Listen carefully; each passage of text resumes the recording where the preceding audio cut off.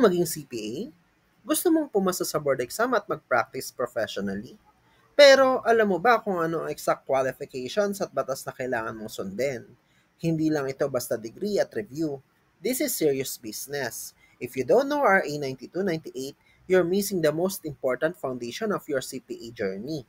Stay with me. Let's break it down.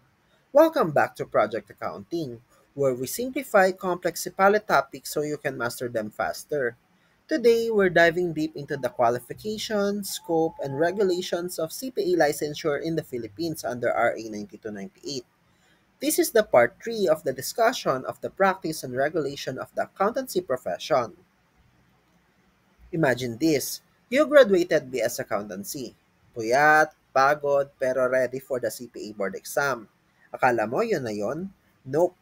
There are legal qualifications and strict regulations under RA 9298 that you must pass first.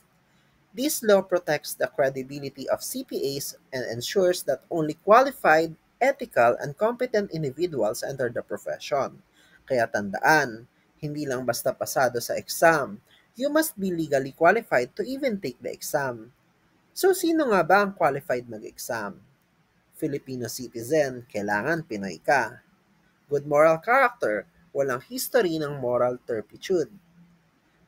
Bachelor's degree in accountancy, galing sa CHED accredited school. No criminal conviction involving moral turpitude. Dapat clear record. Klaro, hindi ito basta-basta. Character, credentials, and conduct. Tatlong bagay na tinitingnan bago ka pa man makaupo sa exam chair. Once qualified, here comes the battlefield, the licensure exam. The subjects are heavy hitters. AFAR, auditing, FAR, MAS, RFBT, and tax. Para pumasa, you need at least 75% general average with no subject below 65%. Conditional naman kung ang general average mo ay less than 75% or may grade ka na less than 65% pero naipasa mo at least majority at pwede ka mag-removal exams within 2 years. Hindi ito parang quiz. It's a professional gatekeeper. Kung sakaling mag-fail ang candidate ng 2 complete sipale, kailangan niya muna mag-enroll sa refresher at makakomplete ng 24 units. Passing the exam is just the start. You'll need your certificate of registration, professional ID, and even a seal for audit reports. Foreign CPAs need special or temporary permits. And remember, you can't use CPA in any form without being officially registered. May kasamang oath of profession, a public record in the roster of CPAs, and regular renewals every 3 years.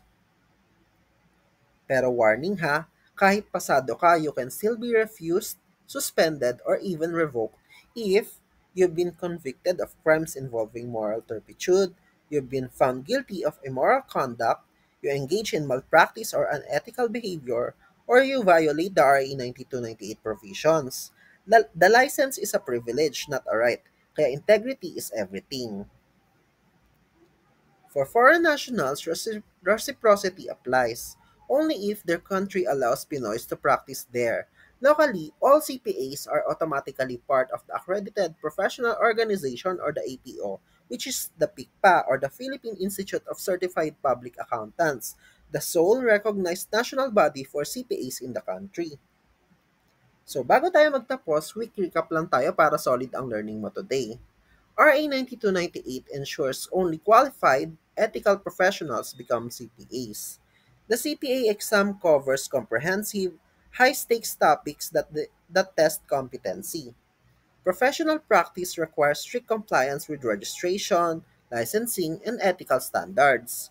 Violations result in serious consequences, from refusal to suspension and revocation. So kung seryoso ka sa CPA dream mo, start with understanding RA 9298.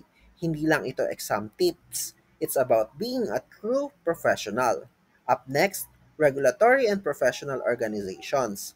Like this video kung may natutunan ka, comment future CPA here para malaman ko kung kasama ka sa future batch ng CPAs, and don't forget to subscribe sa Project Accounting for more CPA board tips and real-world accounting content.